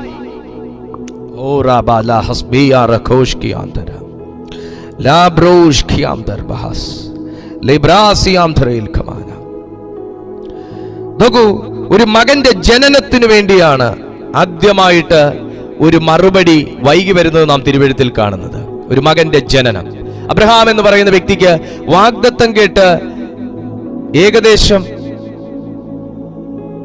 60ഓളം വർഷം, 60-ന് പുറത്ത് വർഷം തനിക്ക് കാത്തിരിക്കേണ്ടതായിട്ട് വന്നു. ആ ഒരു വാഗ്ദത്ത നിവർത്തീകരണത്തിന് വേണ്ടി 60-ന് പുറത്ത് വർഷം തനിക്ക് കാത്തിരിക്കേണ്ടതായിട്ട് വന്നു എന്നാണ് നമുക്ക് ചരിത്ര പുസ്തകങ്ങൾ പഠിക്കുമ്പോൾ, തിരുവെഴുത്ത് പഠിക്കുമ്പോൾ നമുക്ക് മനസ്സിലാകുന്നത്. ഒരു വാഗ്ദത്തം കേട്ടാൽ ഉടനെ ജീവിതത്തിൽ നടക്കാത്തത് ദൈവത്തിന്റെ അവിശ്വസ്തതയാണോ? അല്ല. 15-ാമത്തെ അധ്യായം അതിന്റെ 2 മുതൽ 5 വരെയുള്ള വാക്യത്തിൽ ഒരു മകന്റെ ജനനത്തിനു വേണ്ടി കാത്തിരിക്കുന്ന ഒരു വ്യക്തിയെ നമുക്കവിടെ കാണാനായിട്ട് കഴിയും. അവിടെ മറുപടി താമസിച്ചു വന്നെങ്കിലും, വൈകി വന്നെങ്കിലും മറുപടി തന്റെ കയ്യിലേക്ക് വന്നു. താൻ വിശ്വാസത്തിൽ വളരെ ഉറപ്പുള്ളൊരു വ്യക്തിയായിരുന്നു. ഉൽപ്പത്തി പുസ്തകം 22-ാമത്തെ അധ്യായത്തിൽ ചെല്ലുമ്പോൾ മകനെ യാഗം കഴിക്കണമെന്ന് പറയുന്നു. 22-ന്റെ 8 മുതൽ നാം വായിക്കുന്ന സമയത്ത്, ഉൽപ്പത്തി പുസ്തകം 22-8 മുതൽ നാം വായിക്കുന്ന സമയത്ത് അബ്രഹാമിനെ യാഗത്തിന് വേണ്ടി പോകുന്ന സമയം മകനെ കൈക്ക് പിടിക്കുമ്പം ദൈവത്തിന്റെ മറുപടി വരുന്നില്ല, വിറകെടുക്കുമ്പം വരുന്നില്ല, യാത്ര പുറപ്പെടുമ്പോ വരുന്നില്ല, ആ മലയിലേക്ക്, മോറിയ മലയിലേക്ക് കയറുമ്പോൾ മറുപടി വരുന്നില്ല, വിറക് അടുക്കുമ്പോൾ മറുപടി വരുന്നില്ല, വിറകിന്റെ പുറത്ത് കിടത്തുമ്പോൾ മറുപടി വരുന്നില്ല, ഒരു റോപ്പ് കൊണ്ട് അതിൽ കെട്ടിയോ ഇല്ലയോ എനിക്ക് അറിഞ്ഞുകൂടാ, മറുപടി വരുന്നില്ല, താൻ കുനിയുമ്പോൾ മറുപടി വരുന്നില്ല, മഴു കയ്യിൽ എടുക്കുമ്പോൾ മറുപടി വരുന്നില്ല, ഓങ്ങുമ്പോൾ മറുപടി വരുന്നില്ല, ഓങ്ങി പകുതി എത്തുന്നത് വരെയും മറുപടി വരുന്നില്ല. സത്യമല്ലേ? മഴു കയ്യിൽ എടുത്തപ്പോഴെങ്കിലും ദൈവശബ്ദം കേട്ടെങ്കിൽ കൊള്ളായിരുന്നു. പക്ഷെ ഓങ്ങിയതും വെട്ടാൻ അടുത്തതും ഒരു ശബ്ദം താൻ കേൾക്കുകയാണ്. ദൈവത്തിന്റെ മറുപടി പിൻ പോയിന്റിൽ നമ്മുടെ അടുത്ത് എത്താൻ സാധ്യതയുണ്ടെന്നല്ല, സാധ്യതയാണ്. ഒരു പിൻ പോയിന്റിലായിരിക്കും ദൈവത്തിന്റെ ശബ്ദം വെളിപ്പെടുന്നത്. അങ്ങനെയൊക്കെ ദൈവശബ്ദം കേട്ട് വിടുതൽ അനുഭവിച്ച ഒത്തിരിയും പേരുണ്ട്. നിങ്ങൾക്ക് വിശ്വസിക്കാൻ പറ്റുമോ? ഒരു മില്ലി സെക്കൻഡ് എങ്കിലും ഒന്ന് വൈകിയെങ്കിൽ മുഷ്ടിബലമുള്ള അബ്രഹാം മകനെ 2 കണ്ടാക്കിയാണ്. ദൈവത്തിന് വേണ്ടി ആയതുകൊണ്ട് അബ്രഹാം സന്തോഷത്തോടെ ചെയ്യും. പക്ഷെ ഓങ്ങുമ്പോഴെങ്കിലും ദൈവത്തിന്റെ മറുപടി വന്നെങ്കിൽ വരുമെന്ന് നമ്മൾ എക്സ്പെക്ട് ചെയ്തു. പക്ഷെ ഓങ്ങിയതിന് ശേഷം, വീശിയതിന് ശേഷം, വെട്ട് കത്തിക്കും ഇടയിൽ കിടക്കുന്ന മകന്റെ മുഖം നോക്കി വെളിപ്പെട്ട ഒരു ദൈവശബ്ദം. ഹല്ലേലൂയ! അബ്രഹാമിന്റെ വിശ്വാസത്തിന് മേൽ വെളിപ്പെട്ട ദൈവശബ്ദം. വൈകിയല്ലേ മറുപടി വന്നത് ആണ്. വൈകിയായിരുന്നു മറുപടി വന്നത്. പക്ഷേ നേരത്തെ ഒരു മറുപടി വന്നെങ്കിൽ മലകയറ്റം ഒഴിവാക്കാമായിരുന്നു. ഈ കൊച്ചനെയും കൊണ്ട് വിറക് ചുമപ്പിക്കുന്നത് ഒഴിവാക്കാമായിരുന്നു. അതികാലത്തെയുള്ള ഉറക്കം എഴുന്നേൽക്കൽ ഒഴിവാക്കാമായിരുന്നു. പക്ഷേ നീ അധികാലത്തെ ഉറക്കം എഴുന്നേറ്റതും, നീ നിന്റെ മകനെ കൂടെ ശുശ്രൂഷയ്ക്ക് കൂടെ കൂട്ടിയതും, നീ മകനെ കൊണ്ട് ചില ഉത്തരവാദിത്വങ്ങൾ എടുപ്പിച്ചതും, നീ നിന്റെ വീട്ടുവേലക്കാരുടെയും കൂടെ ഉറക്കത്തെ എങ്ങനെ മാനേജ് ചെയ്യണമെന്ന് പഠിപ്പിച്ചതും, നീ നിന്റെ മൃഗങ്ങളെ ഉൾപ്പെടെ അതിനുവേണ്ടി തയ്യാറാക്കിയതും, നീ കോപ്പ് വെച്ച് കെട്ടി നീ വിശ്വസ്തയോടുകൂടെ കൊച്ചു വെളുപ്പാൻ കാലത്ത് നീ ദൈവം ചൂണ്ടിക്കാണിച്ച ഇടത്തേക്ക് പോയതും, നീ കാലുകഴയ്ക്കാതെ, മനസ്സ് ക്ഷീണിക്കാതെ, വിശ്വാസത്തിന്റെ വീര്യം കുറയാതെ നീ മലയിൽ കയറിയതും, നീ അച്ചടക്കത്തോടും ഒതുക്കത്തോടും കൂടെ നീ വിറക് അടുക്കിയതും, നീ നിന്റെ മകനെ അല്പം പോലും വിഷമിപ്പിക്കാതെ അവനെ നീ പൂ പോലെ എടുത്ത് നീ അതിന്റെ പുറത്ത് കിടത്തിയതും, ദൈവത്തിനു വേണ്ടി സന്തോഷത്തോടെ നീ മഴു കയ്യിൽ എടുത്തതും, ദൈവത്തിനു വേണ്ടി നീ യാഗമർപ്പിക്കാൻ വേണ്ടി സ്വർഗത്തിനും ഭൂമിക്കും സാക്ഷി നിർത്തി നീ പൂർണ്ണ മനസ്സോടെ വെട്ടുകത്തി ഓങ്ങിയതും, മഴു ഓങ്ങിയതും, അബ്രഹാമേ, നിനക്കൊരിക്കലും ഒരു കുറവല്ല, നിനക്കൊരിക്കലും ഒരു കുറ്റവുമല്ല, നിനക്കൊരിക്കലും ഒരു ക്ഷീണവുമല്ല. അതുകൊണ്ട് ലോകം മുഴുവൻ ക്രിസ്തീയ ജീവിതത്തിന് അച്ചടക്കം വേണമെന്നും ദൈവശബ്ദത്തിന് അനുസരണം കാണിക്കണമെന്നും പഠിച്ചു. ഒരു ദൈവശബ്ദം അബ്രഹാമിനെ നേരത്തെ എഴുന്നേൽപ്പിച്ചെങ്കിൽ ഒരു ദൈവശബ്ദം നിന്റെ ഒരു ഡേ ടു ഡേ ആക്ടിവിറ്റീസ് തന്നെ ചേഞ്ച് ചെയ്യുന്ന ശബ്ദ. 10-11 മണിവരെ കിടന്നുറങ്ങുന്നതല്ല ദൈവശബ്ദം കേൾക്കുന്നവന്റെ രീതി. ഒരു ദൈവശബ്ദം അബ്രഹാമിനെ അതികാലത്തെ എഴുന്നേൽപ്പിച്ചു. ഒരു ദൈവശബ്ദം കൊച്ചുങ്ങളെ കൂടെ ആ രീതിയിൽ എഴുന്നേൽക്കാൻ പഠിപ്പിച്ചു. ഒരു ദൈവശബ്ദം വീട്ടുവേലക്കാരന്മാരെ കൂടെ എഴുന്നേറ്റോ എന്ന് പറയാൻ പഠിപ്പിച്ചു. ഒരു ദൈവശബ്ദം വീട്ടിൽ കിടക്കുന്ന കഴുതയെ പോലും രാവിലെ എഴുന്നേൽപ്പിച്ചു, അല്ലെങ്കിൽ അതവിടെ കിടന്നുറങ്ങും. ഒരു ദൈവശബ്ദം വിറക് എങ്ങനെ കെട്ടി അടുക്കണമെന്ന് പഠിപ്പിച്ചു. മലവരെ കൊണ്ടുകയറണം, തൊഴിഞ്ഞു പോവല്ല്. വിശ്വാസം തൊഴിഞ്ഞു പോകുന്നതിന്റെ കാര്യം എന്നാന്നറിയാവോ? കെട്ട് കറക്റ്റ് അല്ലാത്തോണ്ട. വിശ്വാസം കെട്ടി നൂർന്നു പോകുന്ന എന്നാന്നറിയാവോ? കെട്ട് കറക്റ്റ് അല്ലാത്തോണ്ട. കൊച്ചന കെട്ട് ചുമക്കുന്നേ, അപ്പൻ ചുമക്കുന്ന അത്രയും വലിയ പക്വതയൊന്നും കൊച്ചനില്ല. പക്ഷെ അപ്പം കെട്ടി കൊടുത്തത് കൊണ്ടാ വിറക് മുതിർന്നവരെ, ഞാനും നിങ്ങളുമാണ് മാതൃക. മക്കളെ കുറ്റം പറഞ്ഞിട്ട് കാര്യമില്ല. അപ്പം കെട്ടിക്കൊടുത്ത വിറക് മകൻ ചുമന്നു.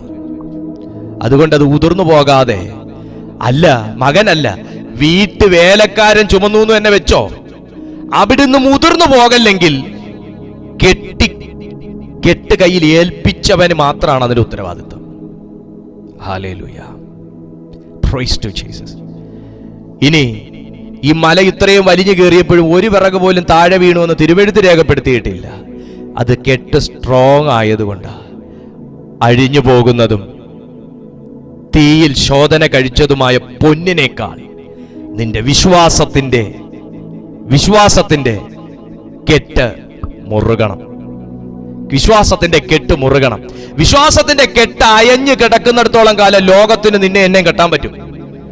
പിശാചിന് നിന്നെ എന്നെ കെട്ടാൻ പറ്റൂന്നേ. കാരണം നമ്മൾ അയഞ്ഞു കിടക്കുമല്ലേ, ആരെങ്കിലും ഒന്ന് കെട്ടിയല്ലേ പറ്റൂ, അല്ലേ?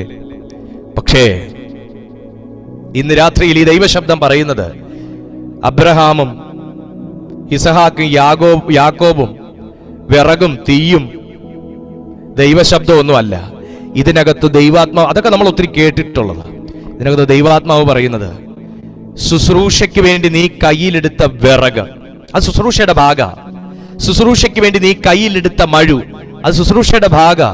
ശുശ്രൂഷയ്ക്ക് വേണ്ടി നീ കൂട്ടിയ കഴുത, ശുശ്രൂഷയുടെ ഭാഗ.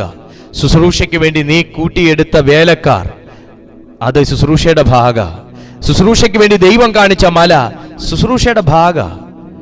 അവിടെ നീ തിരഞ്ഞെടുത്ത ലൊക്കേഷൻ, ശുശ്രൂഷയുടെ ഭാഗ. അവിടെ എവിടെയും നീ മടുത്തു പോകല്ല്, നീ നിരാശപ്പെടല്ല്, നീ ദൈവത്തെ കുറ്റപ്പെടുത്തല്ല്. മല കയറുമ്പോഴും താഴെ ഒരു ഓട്ടോറിക്ഷയോ ടാക്സിയോ അറേഞ്ച് ചെയ്ത് തന്നായിരുന്നെങ്കിൽ ഞങ്ങൾക്ക് കുറച്ചും കൂടെ നേരത്തെ കാര്യങ്ങൾ നടത്താമായിരുന്നു എന്ന് നീ പറയല്ല. മല കാണുമ്പം നീ നാശമെന്ന് പറയല്ല. മല കാണുമ്പോൾ നശിച്ചു പോകുമോ എന്തോന്ന് പറയല്ല. മല കാണുമ്പോൾ തകർന്നു പോകുമോ എന്ന് പറയല്ല. മല കാണുമ്പോൾ ഈ കാല് വയ്യാത്ത ഞാൻ, നീ ഇഞ്ചുറി ആയ ഞാൻ എങ്ങനെ ഈ മല വലിഞ്ഞു കയറുമെന്ന് നീ ചോദിക്കല്ല. കയറാൻ പറഞ്ഞ ദൈവത്തിന് നീ കയറുക മാത്രമേ വേണ്ടൂ. നീ കയറാൻ തയ്യാറായാൽ ഒരു എസ്കലേറ്റർ പോലെ നിന്നെ പൊക്കിക്കൊണ്ടുപോകും. ശുശ്രൂഷയ്ക്ക് നിന്ന ഫിലിപ്പോസ്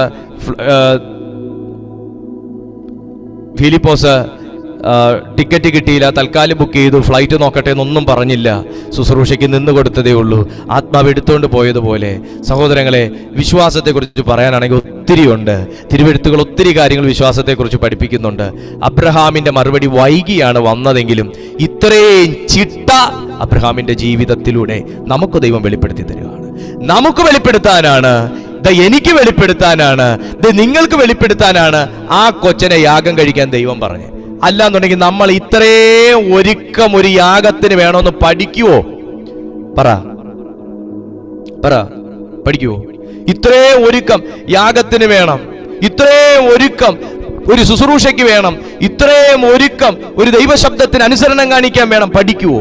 ദൈവശബ്ദങ്ങൾ വൈകുന്നതിന്റെ പിന്നിൽ, മറുപടികൾ വൈകുന്നതിന്റെ പിന്നിൽ ഒരുക്കക്കുറവാണ് കാരണം. മറുപടികൾ വൈകുന്നതിന്റെ പിന്നിൽ ഒരുക്കക്കുറവാണ് കാരണം. നമ്മളൊക്കെ പിന്നെ എല്ലാം തികഞ്ഞവർ എന്നുള്ള ഒരു ധാരണയാണ് പലപ്പോഴും മനുഷ്യർക്കുള്ളത്. പക്ഷെ തിരുത്തണം പ്രിയപ്പെട്ടവരെ, ഞാനും നിങ്ങളും അടങ്ങുന്നവർ ഒരു സത്യം മാത്രം തിരിച്ചറിഞ്ഞാൽ മതി. ദൈവം വാ തുറന്ന് സംസാരിക്കാൻ തുടങ്ങിയാൽ ഞാനും നിങ്ങൾ ഒന്നുമല്ല എന്നുള്ള കാര്യം. തിരുവെഴുത്തിൽ ഭക്തന്മാരൊക്കെ ഏൽപ്പിച്ചു കൊടുത്തേ പ്രാർത്ഥിച്ചിട്ടുള്ളൂ, സമർപ്പിച്ചു കൊടുത്തേ പ്രാർത്ഥിച്ചിട്ടുള്ളൂ. കാരണം ദൈവം വായി തുറക്കാത്തതിന്റെ കാരണം നമുക്ക് വോയിസ് ഇല്ലെന്ന് കർത്താവിനറിയാം.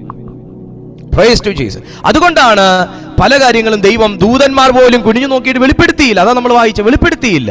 തേജസ്സിനെ കുറിച്ചും പ്രത്യാശയെക്കുറിച്ചും നിത്യതയെക്കുറിച്ചും ഒന്നും പറഞ്ഞാൽ ഡൈജസ്റ്റ് ആകുന്നവർ ഇല്ല, ഇന്നുമില്ല. അതുകൊണ്ടാണത്. അടുത്തത്, യാഗത്തിന് കരുതലുണ്ടായത് നമ്മൾ അവിടെ കാണും. യാഗത്തിന്റെ കരുതൽ, മറുപടി താമസിച്ചല്ലേ വന്നേ? ഒരാട്ടുകൊറ്റനുണ്ട്, വള്ളിയിൽ കുടുങ്ങിക്കിടക്കുന്നു, നീ എടുത്ത് യാഗം അർപ്പിക്കുക. വൈകിയല്ലേ മറുപടി വന്നേ? വൈകിയാണ് മറുപടി വന്നേ. അടുത്തത്, യോശുവ 7 ദിവസത്തിന്റെ സഞ്ചാരത്തിന് ശേഷമാണ് അവരവിടെ ഒരു വിജയം കാണുന്നത്. വൈകിയല്ലേ മറുപടി വന്നേ? സമയം കഴിഞ്ഞു. വൈകിയല്ലേ മറുപടി വന്നേ? ആണ്. മശിഹായുടെ വരവ് മശിഹായുടെ വരവ് അത് വൈകിയല്ലേ വരുന്നേ? കർത്താവ് ഇന്ന് വരെ വന്നോ? വന്നില്ല. ഇന്ന് രാത്രി വരാൻ സാധ്യതയുണ്ടോ? ഉണ്ട്. ഇന്ന് രാത്രി വരാതിരിക്കാമോ? വരാതിരിക്കാം. നാളെ വരാം. സാധ്യത. വൈകിയല്ലേ വരുന്നത്? മറുപടി വൈകി വരുന്നതിനകത്ത് തിരുവെഴുത്തിൽ ഒരുപാട് ലക്ഷണങ്ങളും കാണും. സൗഖ്യം പ്രാപിക്കുന്ന മനുഷ്യൻ. എത്ര ദിവസം അന്ധനായിരുന്നവരുണ്ട്, എത്ര വർഷം അന്ധനായിരുന്നവരുണ്ട്, എത്ര വർഷം മുടന്തനായിട്ടിരുന്നവരുണ്ട്, എത്ര വർഷം കൂനി കൊണ്ട് നടന്നവളുണ്ട്, എത്ര വർഷം രക്തസ്രാവം കൊണ്ട് നടന്നവളുണ്ട്. മറുപടി വൈകിയല്ലേ വന്നേ? അതെ. എവിടെയൊക്കെ ജനം ഒരുക്കപ്പെട്ടോ, എവിടെയൊക്കെ ജനം സറണ്ടർ ചെയ്തോ, എവിടെയൊക്കെ ജനം അനുസരിച്ചോ, എവിടെയൊക്കെ ജനം വെയിറ്റ് ചെയ്തോ, എവിടെയൊക്കെ ജനം ഫെയ്ത്ത്ഫുൾ ആയോ, അവിടെയൊക്കെ മറുപടികൾ വന്നിട്ടുണ്ട്. അവിടെയൊക്കെ മറുപടികൾ വന്നിട്ടുണ്ട്. ഇന്ന് രാത്രി ഞാൻ ഇവിടെ കൊണ്ട് നിർത്തുകയാണ്. ഇന്ന് രാത്രിയിലും ഒരു മറുപടിക്ക് വേണ്ടി മാന്യ സുഹൃത്ത് കാത്തിരിക്കുകയാണ്. നിങ്ങളുടെ മറുപടികൾ വൈകിപ്പോയോ? പാസ്റ്റർ, കഴിഞ്ഞ മാസം ഞാൻ പേ ചെയ്യേണ്ടതായിരുന്നു, കഴിഞ്ഞ മാസം ഞാൻ കെട്ടേണ്ട കാശായിരുന്നു, ഇതുവരെയും കിട്ടിയില്ല. ആമേൻ. എന്റെ മറുപടി വൈകുന്നു. പാസ്റ്റർ, കഴിഞ്ഞ മാസം എനിക്ക് അതിന്റെ ഒരു ഇന്റിമേഷൻ വരേണ്ടതായിരുന്നു, ഇതുവരെ എനിക്ക് വന്നില്ല. കഴിഞ്ഞ മാസം എനിക്ക് അപ്രൂവ് ആകേണ്ടതായിരുന്നു, ഇതുവരെ ആയില്ല. കഴിഞ്ഞ മാസം എനിക്ക് ഫിക്സ് ചെയ്യേണ്ടതായിരുന്നു, ഇതുവരെ ആയില്ല. കഴിഞ്ഞ മാസം നടക്കേണ്ടതായിരുന്നു, ഇതുവരെ നടന്നില്ല. വൈകി വരുന്നുണ്ടോ മറുപടി? അതൊരു നന്മയ്ക്കാണ്, അതൊരു നന്മയ്ക്കാണ്. അബ്രഹാമിന് മറുപടി വൈകി വന്നതിന്റെ പിന്നിൽ തന്റെ മകനാണ് സേവ് ആയത്. റൈറ്റ്? അബ്രഹാമിന്റെ മറുപടി വൈകി വന്നത് എന്നാ മലയ്ക്ക് താഴെ കിടന്നുകൊണ്ട് ചവിട്ടും കുത്തുമൊക്കെ കാണിച്ചെങ്കിലോ മകൻ യാഗമായി പോയെന്നെ, മകൻ യാഗമായി പോയെന്നെ. കർത്താവ് ആട്ടുകൊറ്റനെ ഒന്നും കരുതത്തൊന്നുമില്ല. അബ്രഹാമിന്റെ വിശ്വാസത്തെ ആയിരുന്നു കർത്താവ് നോക്കിയത്, അബ്രഹാമിന്റെ വിശ്വാസത്തെ. പക്ഷെ മലയോളം ആ മല കയറുമ്പോഴും കയറിയതിന് ശേഷവും വിറകടുക്കിയപ്പോഴും still he is faithful, still he is faithful. മകൻ വിട്ടു പോകാൻ പോകുകയാണെന്ന് തിരിച്ചറിയുമ്പോഴും, എന്നേക്കുമായി എനിക്ക് ഇത് അവസാനമായി അവനെ കാണാൻ കഴിയുന്ന ഒരു സമയമാണെന്ന് തിരിച്ചറിയുമ്പോഴും സ്റ്റിൽ ഹി ഈസ് ഫെയ്ത്ത്ഫുൾ. ദൈവം വിശ്വസ്തനെ തേടുന്നു. ദൈവം ഇന്ന് രാത്രിയിൽ വിശ്വസ്തനെ തേടുന്നു.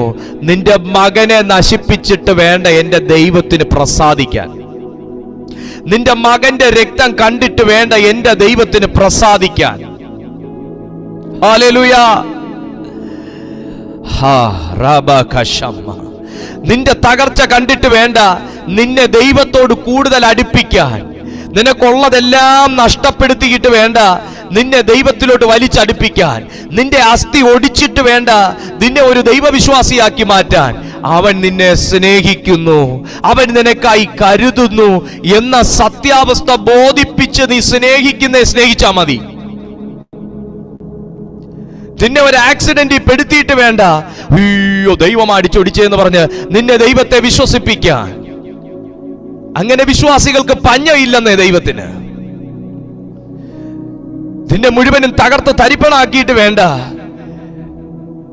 നിന്നെ ദൈവത്തെ കുറിച്ചൊരു വലിയ സാക്ഷ്യം നിന്നെ കൊണ്ട് പറയിക്കാൻ.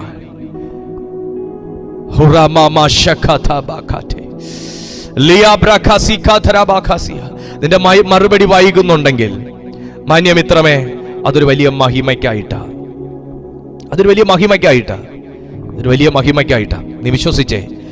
അബ്രഹാമിന് മറുപടി വൈകി, പക്ഷെ മറുപടി വെളിപ്പെട്ടു. ദാനിയേലിന് മറുപടി വൈകി, മറുപടി വെളിപ്പെട്ടു. പൗലോസ്ലീഹായിക്ക് കപ്പൽ ഛേദം നീണ്ട നാളുകൾ അപ്പോസ്തല പ്രവൃത്തികൾ പഠിക്കുമ്പോൾ 14-ാമത്തെ അധ്യായം നീണ്ട 14 ദിവസം സൂര്യനെയോ ചന്ദ്രനെയോ കാണാതെ കുറ്റാൻകുറ്റി ഇരുട്ട് തടയ്ക്കപ്പെട്ട ദിവസങ്ങൾ, കപ്പൽ തകർന്നു പോകുന്ന സമയം, 14 ദിവസം ദൈവശബ്ദമില്ല, ദൈവിക എൻകൗണ്ടർ ഇല്ല. പക്ഷെ അവസാനം ദൈവത്തിന്റെ സാന്നിധ്യം വെളിപ്പെട്ട് തന്നെ തകർന്ന കപ്പലിനകത്തുനിന്ന് വിടുവിക്കുകയാണ്. അപ്പോസ്തലനും മറുപടി വൈകി, പക്ഷെ ജീവൻ നഷ്ടപ്പെടാൻ അനുവദിച്ചില്ല. ഇന്ന് വിശ്വസിക്കുന്ന ആരോടൊക്കെയാ പരിശുദ്ധാത്മാവ് സംസാരിക്കുന്നത്? ഇന്ന് വിശ്വസിക്കുന്ന ആരോടൊക്കെയോ ദൈവാത്മാവ് സംസാരിക്കുകയാണ്. നിന്റെ മറുപടി വൈകിയാലും അത് വരും നിശ്ചയം, അത് വരും നിശ്ചയം, അത് വരും നിശ്ചയം. പ്രിയപ്പെട്ട സഹോദരി, നിന്നോട് ദൈവം പറഞ്ഞ വാഗ്ദത്തം, ദൈവം പറഞ്ഞ ശബ്ദങ്ങൾ, അത് വൈകിയാലും അത് വരും നിശ്ചയം, അത് വരും നിശ്ചയം, അത് വരും നിശ്ചയം, അത് വരും നിശ്ചയം. ഒരാമേൻ പറയാൻ കഴിയുന്നവർ മാത്രം ഒന്ന് പറഞ്ഞേ, അത് വരും നിശ്ചയം.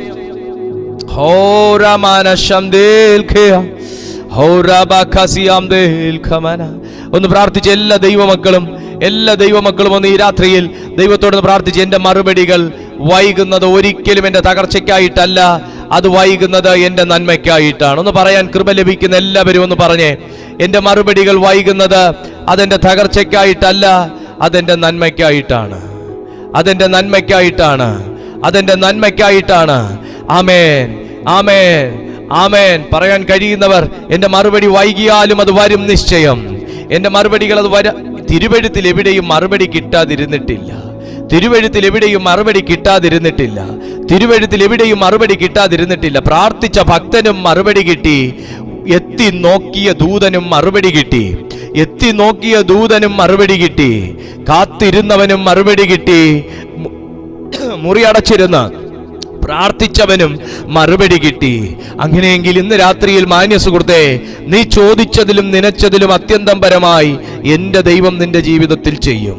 ഓ രാമാശിയാം ദീർഘമന. പരിശുദ്ധ ദൈവമേ, പരിശുദ്ധ ദൈവമേ, ഒന്ന് വിളിച്ചേ ദൈവമക്കളെ, കർത്താവേ എന്നൊന്ന് വിളിച്ച്. എവിടെയെങ്കിലുമൊക്കെ നമ്മൾ വേദന അനുഭവിച്ചിട്ട് ദൈവത്തെ തള്ളിപ്പറഞ്ഞെങ്കിൽ, എവിടെയെങ്കിലുമൊക്കെ നമ്മൾ കർത്താവിനെ കുറ്റപ്പെടുത്തിയെങ്കിൽ ദൈവത്തോടൊന്ന് പറഞ്ഞേ, അപ്പാ I am sorry, I am sorry. മറുപടി വൈകി വന്ന അനുഗ്രഹീത ഭക്തന്മാരുണ്ട്, ദൈവത്തെ കുറ്റപ്പെടുത്താതെ കാത്തിരുന്ന ഭക്തന്മാരുണ്ട്. I am sorry daddy, I am sorry daddy. കുറ്റപ്പെടുത്തിയതിനായി മാപ്പ്, പിറുപിറുത്തതിനായി മാപ്പ്. ഹോ രാമാശിയാം ദേൽഖിയാം റിയാം ദേൽഖിയാം. നിന്റെ മറുപടി വൈകി വന്നാലും, വൈകി മറുപടി വരുമെന്നുള്ളതാ സത്യം. നിന്റെ മറുപടി വൈകി വന്നാലും വൈകിയാലും മറുപടി വരുമെന്നുള്ളതാ സത്യം. Glory to Jesus. ഇന്ന് വളരെ പ്രതീക്ഷയോടെ കാത്തിരിക്കുന്ന ചില വ്യക്തികൾ, ആമേ, അപ്പൻ വെയിറ്റ് ചെയ്തു, ധൂർത്തപുത്രന്റെ അപ്പൻ വെയിറ്റ് ചെയ്തു, ധൂർത്തപുത്രന്റെ അപ്പൻ വെയിറ്റ് ചെയ്തു, മറുപടി വൈകി. മകന്റെ കയ്യിലിരിക്കുന്ന ധനം തീരത്തക്ക വണ്ണമുള്ള നിലയിൽ മറുപടി വൈകി. മറുപടി വൈകിയാലും അവൻ അപ്പന്റെ സ്നേഹത്തെ തിരിച്ചറിഞ്ഞു. അവൻ മടങ്ങി വന്നു എങ്കിൽ മറുപടി വൈകിയാലും മടങ്ങി വരും. നിന്റെ തലമുറകൾ ഇതുവരെയും ട്രാക്കിലായിട്ടില്ലെങ്കിലും, അവർ വിശ്വാസത്തിൽ വന്നിട്ടില്ലെങ്കിലും, നീ വിശ്വസിച്ചേ കുഞ്ഞെ, അഴിഞ്ഞു പോകുന്നതും തീയിൽ ശുദ്ധീകരിക്കുന്ന പൊന്നിനേക്കാൾ നിന്റെ വിശ്വാസം വിലയേറിയതായതുകൊണ്ട് അവൻ മടങ്ങി വരുമെന്നുള്ള നിന്റെ വിശ്വാസത്തിന് മറുപടി അല്പം വൈകിയാലും മറുപടി വരും, മറുപടി വരും, മറുപടി വരും, മറുപടി വരും. നീ പ്രതീക്ഷിക്കുന്ന, നിന്നെ വിട്ടുപോയവർ നിന്നെ വിളിക്കുമെന്ന് നീ പ്രതീക്ഷിക്കുന്നു, നീ വിശ്വസിക്കുന്നു. അവരുടെ വിളി അല്പം വൈകിയാലും മറുപടി വരും, മറുപടി വരൂന്നേ, മറുപടി വരും. നിന്റെ ഹസ്ബൻഡ് മാനസാന്തരപ്പെടുമെന്ന് നീ വിശ്വസിക്കുന്നു. അദ്ദേഹത്തിന്റെ ഭാഗത്തു നിന്നുള്ള മറുപടി വൈകിയാലും മറുപടി വരുമെന്നേ, മറുപടി വരും. ഓ രാമാശം ദേൽഖിയാം ധര. നിനക്കുള്ള ഡോറുകൾ തുറക്കുമെന്ന് നീ വിശ്വസിക്കുന്നു. ദൂതുകൾ കേട്ടു, പ്രവചനങ്ങൾ കേട്ടു, പക്ഷെ ഇതുവരെയും തുറന്നില്ല. മറുപടി അല്പം വൈകിയാലും മറുപടി വരുമെന്നേ, മറുപടി വരും സുഹൃത്തെ. നിങ്ങൾ കർത്താവിൽ വിശ്വസിച്ച മറുപടി വരും. ദൈവം എൻ്റെ ജീവിതത്തിൽ വലിയ കാര്യങ്ങൾ ചെയ്യും, പക്ഷെ ഇതുവരെയും വലിയ കാര്യങ്ങൾ ഒന്നും കാണുന്നില്ല. മറുപടി അല്പം വൈകിയാലും മറുപടി വരുമെന്നേ. ദൈവത്തിന്റെ ആത്മാവ് നിന്നോട് പറയുന്ന മറുപടി വരും. എങ്കിലും യഹോവയെ കാത്തിരിക്കുന്നവർ, കാലം തികഞ്ഞു, ദൈവരാജ്യം സമീപിച്ചു എന്നല്ല അവിടെ പറഞ്ഞേക്കുന്നേ. എങ്കിലും യഹോവയെ കാത്തിരിക്കുന്നവർ ശക്തിയെ പുതുക്കി. മോനെ, നീ ബലഹീനനായിട്ട് ആ ശക്തിയെ പുതുക്കാൻ വേണ്ടി കാത്തിരിക്കുന്നെന്ന് കർത്താവിനറിയാം. നീ എവിടെയൊക്കെയോ ബലഹീനത അനുഭവിക്കുന്നു എന്ന് ദൈവത്തിനറിയാം. തിരുവെഴുത്ത് പറയുന്നു, കാത്തിരിക്കുന്നവന് ശക്തിയാ വേണ്ടതെന്ന് ദൈവം എങ്ങനെ തിരിച്ചറിഞ്ഞു? കാത്തിരിക്കുന്നവന് ശക്തിയാ വേണ്ടതെന്ന് ദൈവം എങ്ങനെ തിരിച്ചറിഞ്ഞു? കാത്തിരിക്കുന്നവൻ, ഉപവാസത്തോടെ കാത്തിരിക്കുന്നവരോടാ ഞാൻ പറയുന്നേ. ഉപവാസത്തോടെ കാത്തിരിക്കുന്നു, വിശ്വാസത്തോടെ കാത്തിരിക്കുന്നു, പ്രതീക്ഷയോടെ കാത്തിരിക്കുന്നു, പ്രത്യാശയോടെ കാത്തിരിക്കുന്നു, വാഗ്ദത്തത്തോടെ കാത്തിരിക്കുന്നു. നീ ശക്തിയെ പുതുക്കും, ശക്തിയെ പുതുക്കും, നീ ശക്തിയെ പുതുക്കും. നീ പറന്നുയരും, നീ പറന്നുയരും, നീ ചിറകടിച്ചു കയറും. ഉപവാസത്തോടെ കാത്തിരിക്കുന്നവരെ, പ്രതീക്ഷയോടെ കാത്തിരിക്കുന്നവരെ, പ്രാർത്ഥനയോടെ കാത്തിരിക്കുന്നവരെ, നീ ഇറക്കത്തിൽ വെച്ച് കാത്തിരിക്കുന്നത് കൊണ്ട് തന്നെ നീ ചിറകടിച്ചു മുകളിലേക്ക് കയറുമെന്ന് പരിശുദ്ധാത്മാവ് ചിലരോട് അറിയിക്കുകയാണ്. ഓ ഗ്ലോറി.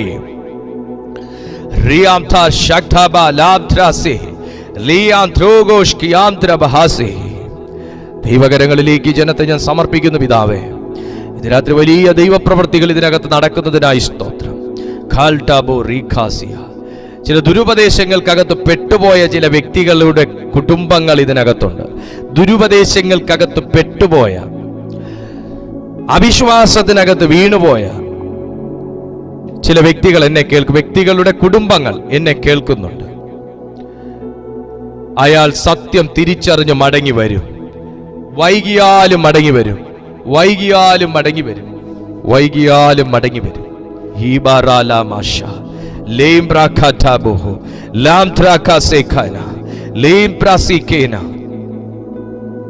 നാഥാ, ഞാൻ ഈ ജനത്തെ തൃക്കൈയിൽ ഏൽപ്പിക്കുന്നു. ശിഖയെ മഹാസി ലാംഥുസി നാസി ഹിറാസ്ബന ഹർവാൽ ഖജ അൽഖാദർ അലാംബ്ര ഹസേദ്ര സമേൽതന ഹജേന്ദ്ര സബോഷ്കി അന്ത്രേസ് കുആന്ദ്രഹീർ. ഇന്ദ്രിയ ജയം ആവശ്യമുള്ള, ഇന്ദ്രിയ ജയങ്ങൾ ആവശ്യമുള്ള വ്യക്തികൾ പ്രാർത്ഥിക്കുക. ഇന്ദ്രിയ ജയം ആവശ്യമുള്ളവർ, കർത്താവ് നിന്നെ അതിന് സഹായിക്കും. ഈ സമയം നീ ഇപ്പോഴും ഒരു ഡെലിവറൻസിന് വേണ്ടി വെയിറ്റ് ചെയ്യുകയാണ്. എനിക്കിതിനകത്തുനിന്ന് പുറത്തു വരണം കർത്താവേ, എനിക്ക് ഈ അവസ്ഥയ്ക്കകത്തുനിന്ന് പുറത്തു വരണം കർത്താവേ. ഇന്ദ്രിയ ജയത്തിന് വേണ്ടി പ്രാർത്ഥിക്കുന്നവർ ഈ സമയം കർത്താവിനോട് ചോദിക്കുക. പരിശുദ്ധാത്മാവ് നിന്നെ ഇപ്പൊ ഹീൽ ചെയ്യാൻ പോവുക. നിന്റെ ആ ഒരു അവസ്ഥയെ, നിന്റെ ആ ഒരു വ്യാധിയെ, ആ ബാധയെ നിന്റെ ജീവിതത്തിൽ നിന്ന് കർത്താവ് ഒഴിവാക്കും. നിനക്ക് കർത്താവ് ഇന്ദ്രിയ ജയം തരും, ഇന്ദ്രിയ ജയം തരും, ഇന്ദ്രിയ ജയം തരും.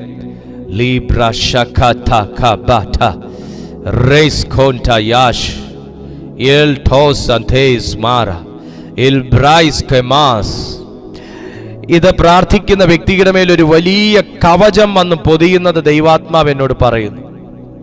ഈ ഇന്ദ്രിയ ജയത്തിന് വേണ്ടി പ്രാർത്ഥിക്കുന്ന ഒരു വ്യക്തിയെ വലിയ ഒരു കവചം കൊണ്ട് പൊതിയുന്നത് പോലെ ഒരു കാഴ്ച എന്നെ ദൈവാത്മാവ് കാണിക്കുന്നു. കർത്താവ് എന്നോട് അത് പറയുന്നു. അത് വ്യക്തമായി നിങ്ങൾക്ക് ശരീരത്തിൽ അനുഭവിക്കാൻ ഒരു ടൈമാണിത്.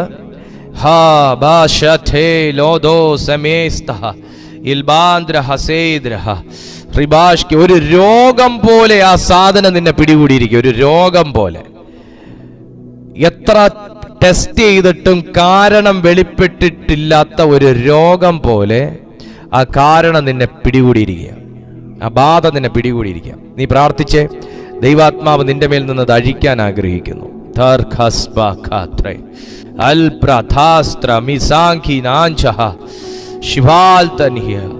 ഞാനിത് പറഞ്ഞുകൊണ്ടിരിക്കുമ്പോൾ അതിന്റെ സൈൻ എന്താ? ആ ഡെലിവറൻസ് വേണ്ട വ്യക്തിയുടെ സൈൻ ഇതാണ്.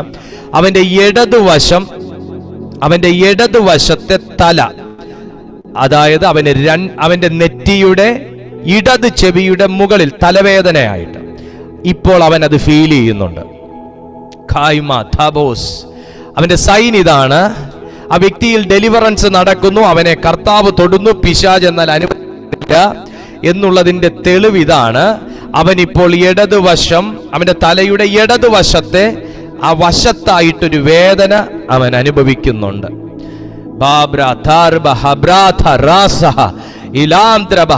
ആ സ്പിരിറ്റിനെ ഞാൻ യേശുവിന്റെ നാമത്തിൽ ഞാൻ ക്യാൻസൽ ചെയ്യുകയാണ്. ഹല്ലേലൂയ.